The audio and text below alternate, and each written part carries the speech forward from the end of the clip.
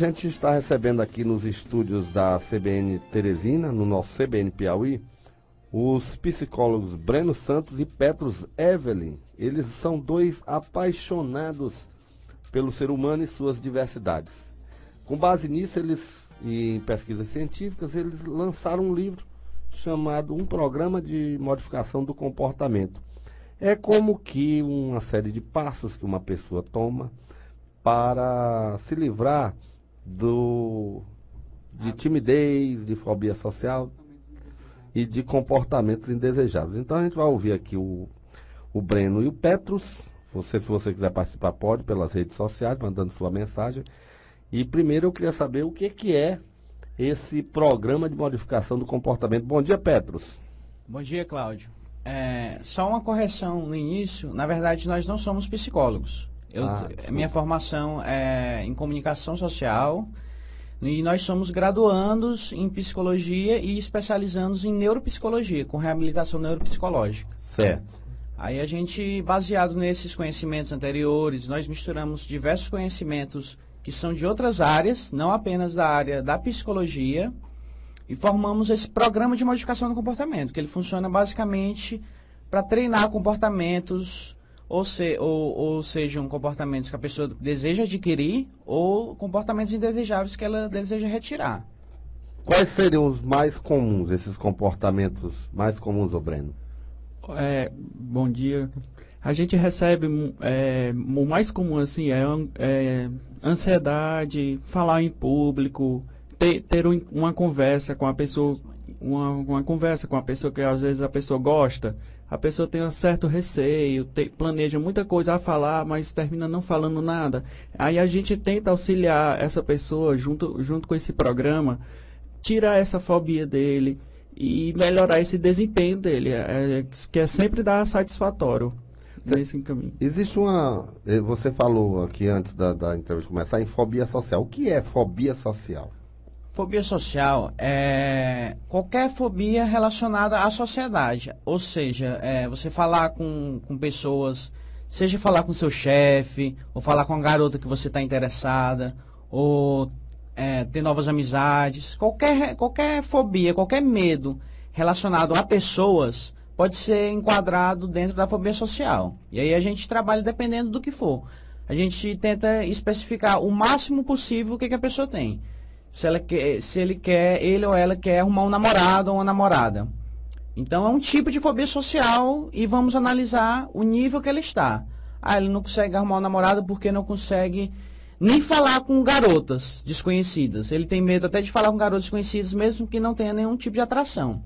Então a gente vai criar diversas estratégias para que ele aprenda a falar, ou seja, por exemplo, uma estratégia se for um nível muito alto. A primeira estratégia seria ele, por exemplo, perguntar as horas na rua para garotas desconhecidas. Aí, você consegue fazer? Ele, consigo. Então tá bom, então essa estratégia funciona. Se for no nível mais elevado, ele abordar uma garota numa festa. E aí a gente vai ver qual é o nível que ele está, se ele consegue abordar, qual é o assunto, se ele consegue falar sem gaguejar, se ele consegue ter o desempenho e chegar ao objetivo dele. Esse tipo de qualificação, de treinamento, ele se presta, por exemplo, para a pessoa conseguir um emprego? Porque tem gente que tem dificuldade numa entrevista de emprego. Serve para isso também?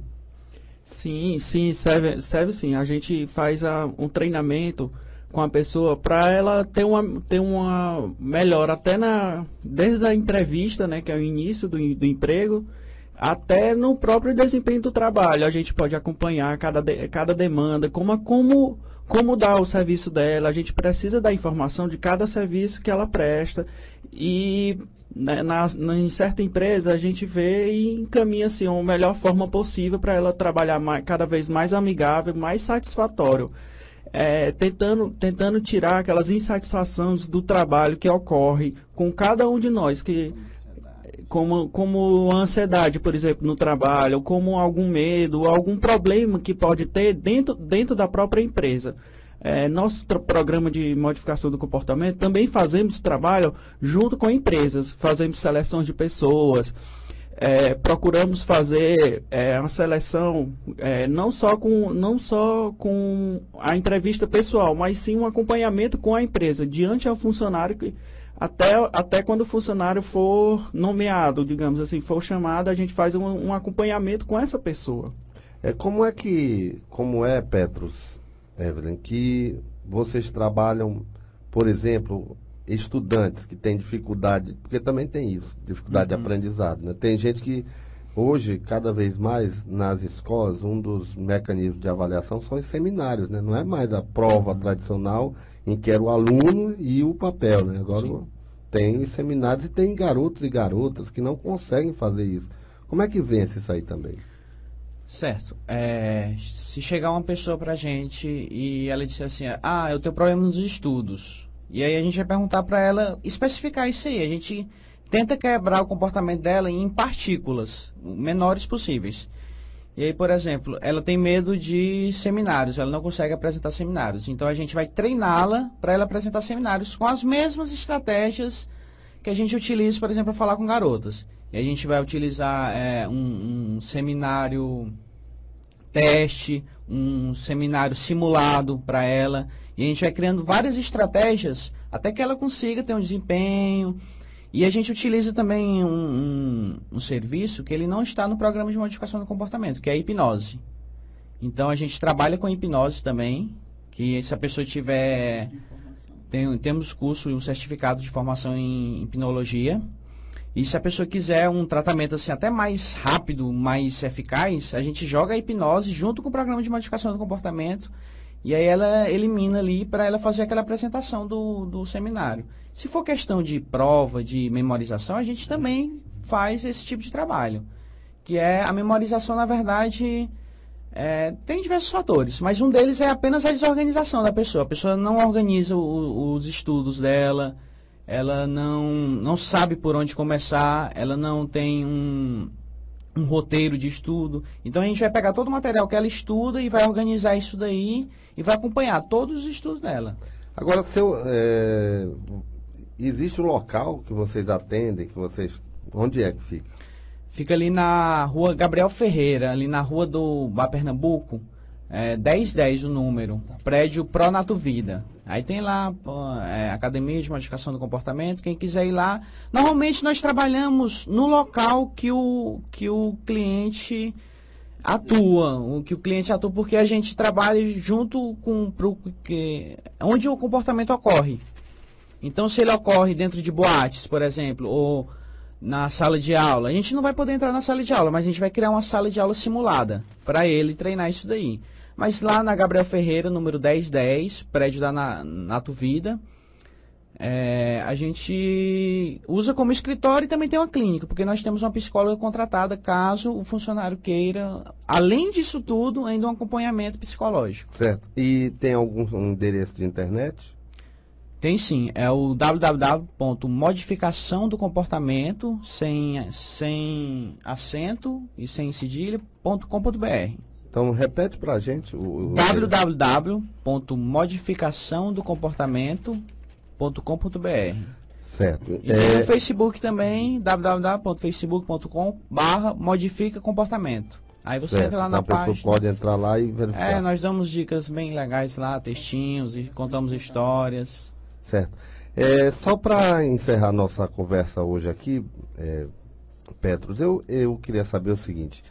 E existe possibilidade de modificar comportamento? Você falou de ansiedade, de fobia social, mas e aquelas pessoas que são ousadas demais? Também muda?